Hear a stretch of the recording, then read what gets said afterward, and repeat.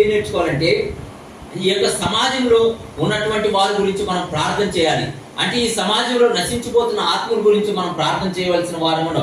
కాబట్టి సొలొమోను ఏ విధంగా ఐశ్వర్యాన్ని అడగట్లేదు, శత్రువుల ప్రాణాన్ని అడగట్లేదు, ఆయనకి ఇంకా ఆయుష్ని ఇవ్వమని అడగట్లేదు, కానీ న్యాయములను అనుగ్రహించి వివేకమును అనగా న్యాయములు అంటే ఈ సమాజంలో ఉన్న ప్రజలకు చక్కని పరిపాలన చేయాలని, చక్కని తీర్పునివ్వాలని, అందరికి సమన్యాయమైన పరిపాలన చేయాలని, చక్కని వివేకాన్ని కావాలని అక్కడ సొలొమోను గారు అడుగుతూ వచ్చాడు. అక్కడ దానియేలు 2:23 చూడండి. దానియేలు 2:23 దానియేలు ఏమడిగాడో చూద్దాం. దానియేలు 2:23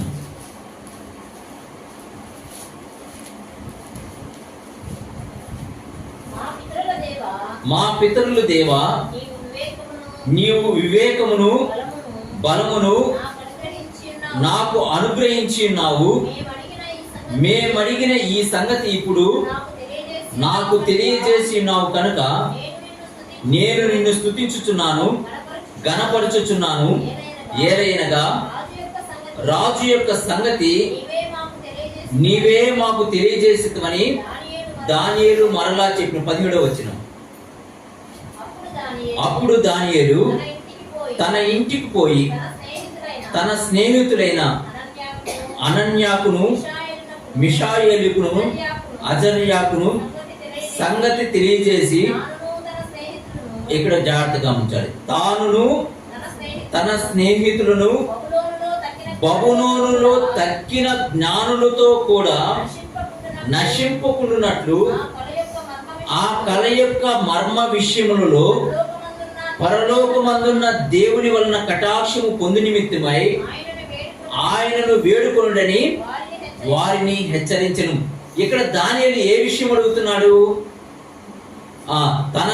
తానును తన స్నేహితులను బబులోనులో తక్కిన జ్ఞానులతో కూడా నశింపకుండునట్లు, అంటే వారు చావకుండునట్లు, అనగా అక్కడున్న జ్ఞానులు లేదా షడ్రక్ మేషక్ అబేద్నెగోలు దానియేలు వారు కూడా నశించుకున్నట్లు ఆ కళ యొక్క మర్మ విషయంలో పరలోకమున్న దేవుని వలన కటాక్షం పొంది నిమిత్తమై ఆయనను వేడుకొనుడని వారిని హెచ్చరించును. అనగా ఆ యొక్క రాజుకు ఒక కళ వచ్చింది, మనందరికీ తెలుసు. ఆ కలభావము అక్కడున్న ఆ యొక్క జ్ఞానులు, సంస్థానంలో ఉన్న మంత్రులు ఎవరు చెప్పలేకపోయారు.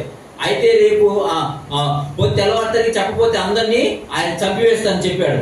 అయితే వీరు తన దేవుడైన ఆ యొక్క దేవుడి దగ్గరికి వెళ్ళి దేవుని వల్ల కటాక్షము పొంది నిమిత్తమై ఆయనను వేడుకొనుడని వారిని హెచ్చరించును.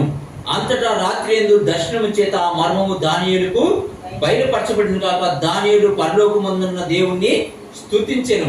ఆ యొక్క కలమర్మం చెప్పకపోతే వారందరూ ఏమైపోతారు? నశించిపోతారు. అక్కడ ఉన్న జ్ఞానులు నశించిపోతాడు. దానియేలు, షడ్రక్ మేషక్ అబేద్నెగోలు వారు కూడా నశించిపోయే వారుగా ఉంటారు. అయితే ఈ లోకంలో కూడా అనేక మంది దేవుణ్ణి ఎరగని ప్రజలు అనేక మంది ఉన్నారు. అనగా దేవుడు రాబోతున్నాడు, దేవుడు వచ్చినప్పుడు తీర్పు జరగబోతుంది. అయితే ఈ తీర్పులో దేవుని ద్వారా రక్షింపబడిన వారు, దేవుని యందు భయభక్తులు కలిగి జీవించిన వారు, యథార్థంగా జీవించిన వారు ఎత్తబడతారు. ఆ రీతిగా ఎవరైతే రక్షణ పొందరో, ఎవరైతే మారుమనసు పొందరో, అయితే ఎవరైతే ఇంకా అనిజనాంగంగా ఉంటారో వారందరూ ఏమైపోతారు? నశించిపోయేవారుగా ఉంటారు. అక్కడ షడ్రక్ అబేద్నెగోలు వారు ప్రార్థన చేస్తారు. ఎందుకంటే తక్కిన జ్ఞానం వారితో పాటు తక్కిన జ్ఞానులు కూడా నశింపకుండా ఉండాలని వారు దేవుడి దగ్గర ప్రార్థన చేస్తూ వచ్చారు. అయితే ఈ రాత్రికాల సమయంలో కూడా మనం ప్రార్థన చేయాలి. ఇక్కడ నశించిపోతున్న ఆత్మల గురించి కూడా మనం ఏం చేయాలి? భారం కలిగి మనం ప్రార్థన చేయవలసిన వారు. అక్కడ వారు ఏ విధంగా ప్రార్థన చేశారు, ఏ విధంగా దేవుణ్ణి యాచిస్తూ వచ్చారు, మనం కూడా ఈ రాత్రి కాల సమయంలో నశించిపోతున్న వారి గురించి మనం యాచించవలసిన వారంగా ఉన్నాం. ఇక్కడ ఇంకోటి చూస్తున్నారు అండి, ఆదికాండము 24:13 చూడండి. ఆదికాండము 24:13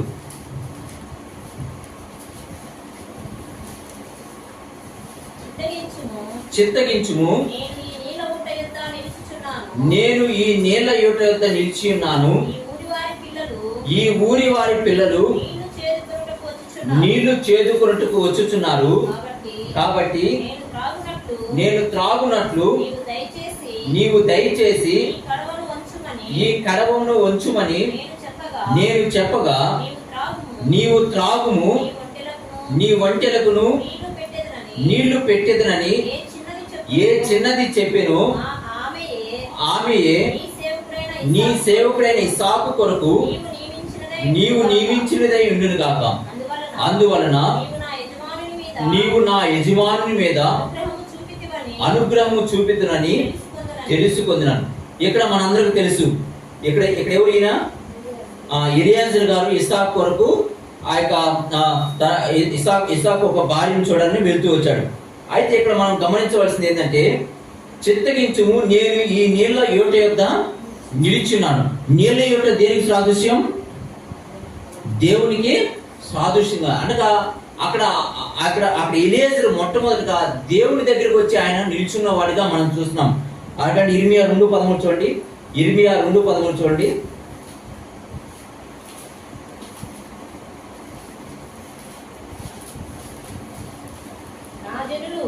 నా జనులు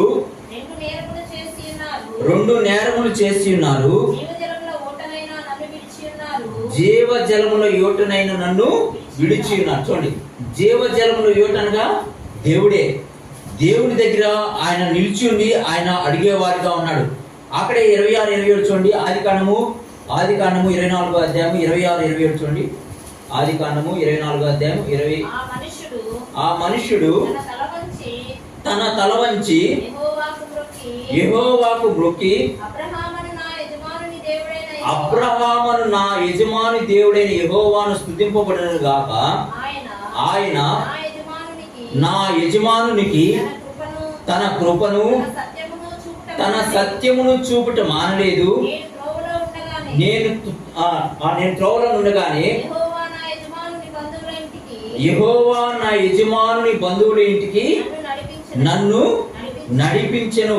ఇక్కడ చూడండి, అక్కడ ఆల్రెడీ దేవుని యొద్ద ఒక ఆయన అడుగుతూ వచ్చాడు. అడిగిన వెంటనే ఆయన సమాధానం కూడా అనుగ్రహిస్తూ వచ్చాడు. ఏమనుగ్రహించాడు? ఆ మనుషుడు తల వంచి యెహోవాకు మొక్కి, యెహోవాను తన యజమానుని దేవుడైన యెహోవాను స్తుతింపబడుగాక. ఆయన నా యజమానునికి తన